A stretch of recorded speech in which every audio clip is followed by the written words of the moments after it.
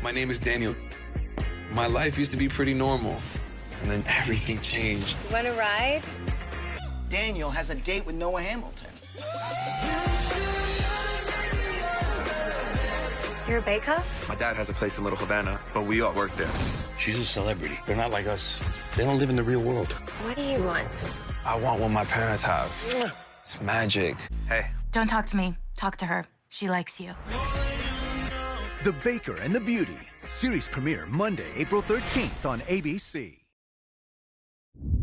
I really like this representation of a beautiful woman on television that is three-dimensional.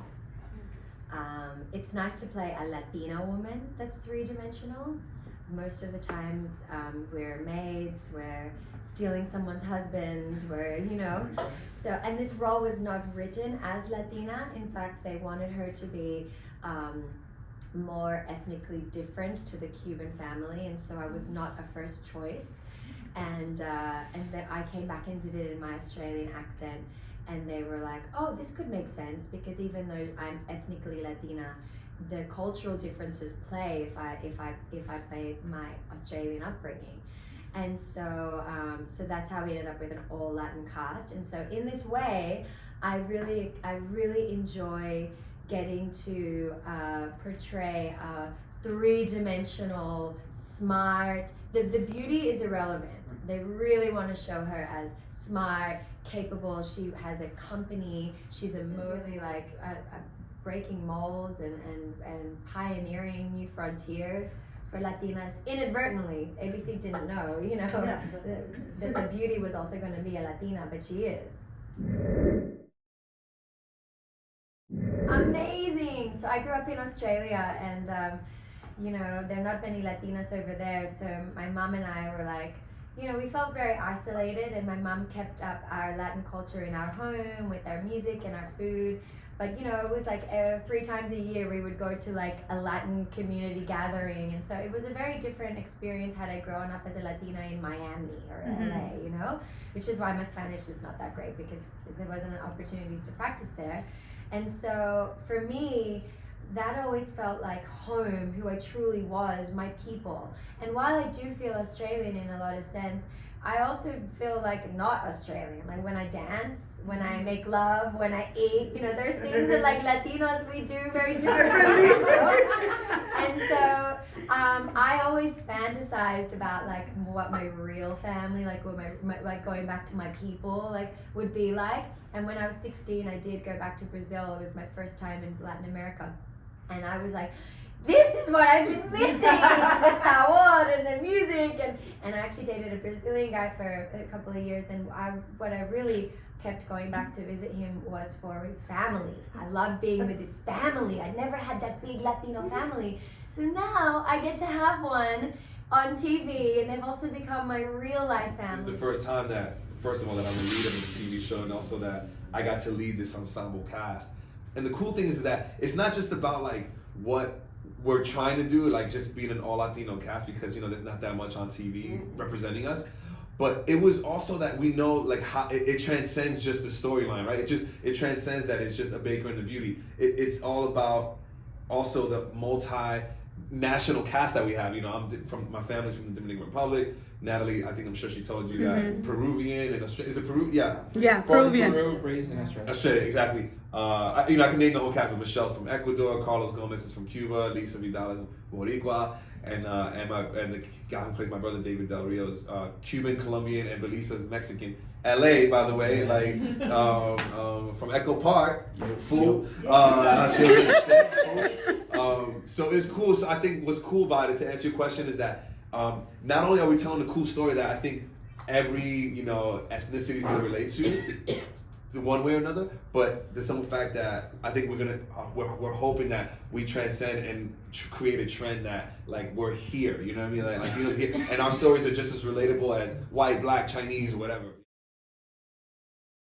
From Puerto Rico, which is an amazing island, and I love the people, and that became a family too. The crew and the island itself. I'm moving back there. I love it so much. I love Puerto Rico. I feel like I was born in Puerto Rico. I know, I was gonna say, because you're Dominican, so it was like all the time. I was born and raised in New York, but I get that all the time. Like everybody who who first is introduced to me, and then they go, "Oh, are you Puerto Rican?" Again, I'm like, I look Puerto Rican, and then my Spanish is super New Yorican. That's what I was gonna say, because you're from New York. Yeah, and I grew up in a Puerto Rican neighborhood in New York. I didn't grow up in like Washington Heights, which is where a lot of Dominicans grew up. But to answer your question, I love Puerto Rico not only because I have such a like since I was a kid, like you know my best friends were Puerto Ricans, like one of my mostly my girlfriends growing up were Puerto Rican, but also like I shot 3 projects there, so like I spent so much time in Puerto Rico there, but I had a lot of fun shooting there, and I got to learn a lot. Like I got to learn a lot about not only like Puerto Rican culture, but almost my own culture too. Like I felt more confident because I grew up with such broken Spanish because my mom only spoke Spanish, but then when I went home, I mean when I went to school and everyone else, I mostly spoke English.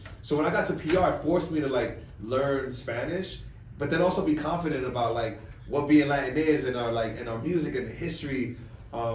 So it was cool. So I got like a really, really special place. I mean, Puerto Rico has a special place in my heart, and especially that we got to shoot it again for 5 months, this TV show. So, like, I legit feel like I'm Puerto Rico. It was amazing. I don't know if you guys have seen my Instagram. Can you tell all I was doing was eating and dancing the whole time? It was magical. It was absolutely magical. You know, I had not been back to Puerto Rico since I was like 17. And I was there for like 5 days. So spending 5 months in Puerto Rico, I reconnected with my Latino-ness. Everybody got a big butt there. Everybody embraces it. I was like, I belong here. It was amazing. I was like, these are my people. This is why I am the way I am. It was so enlightening and such a blessing that it is part of my heart now. I think I'm gonna buy a place there. Same. So it was all great. It was I honestly, and it just made me even prouder to be a Latina. It really did. It really did. With an all Puerto Rican crew for the most part, allowing all of us to, and Natalie, Kelly, and I both speak Spanish. She has a Peruvian mom, and I have Argentinian parents. So there was a very comfortable vibe about shooting this show.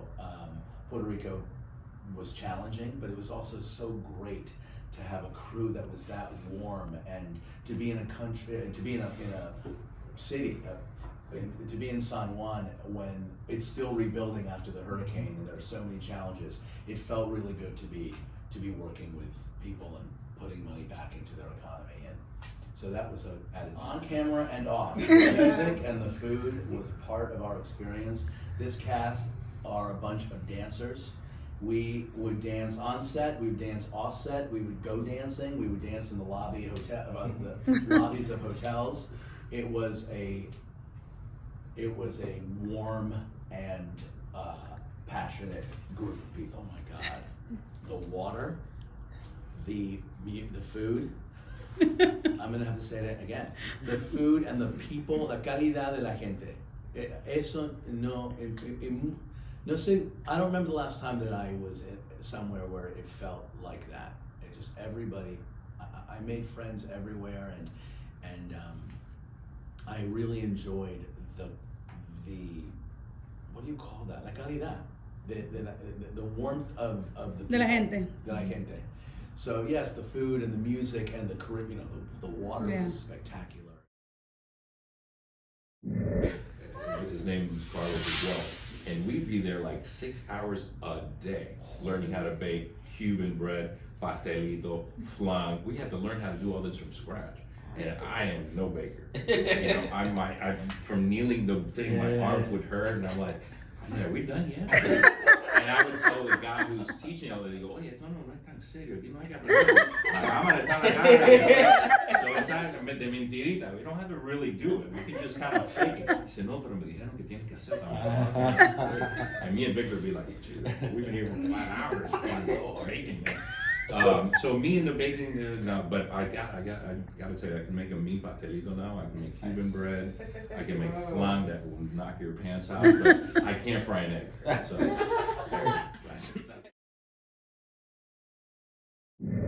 when I was doing an interview and I was like, Lee, when was the last Cuban that was on national TV? And it was Desi in 1960 or 50 something. And I was like, it's amazing that it has taken this long, to have a Cuban or Latin family like this on a network television show.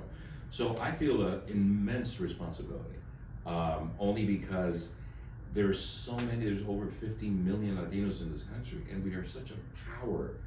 And, you know, as a Latino, I've been in this industry for so long, and I have seen the, you know, the ups and downs and the little bumps in the roads, and, you know, this is an opportunity for us to show my Cuban culture in the light, and to show that, you know, Latino immigrants we have different problems, and we all come in different colors and different, you know, the Mexican immigrants are different from the Cuban immigrant, different from the Puerto Rican and the Dominican, but we're all immigrants. And once we get to the United States, we're all here.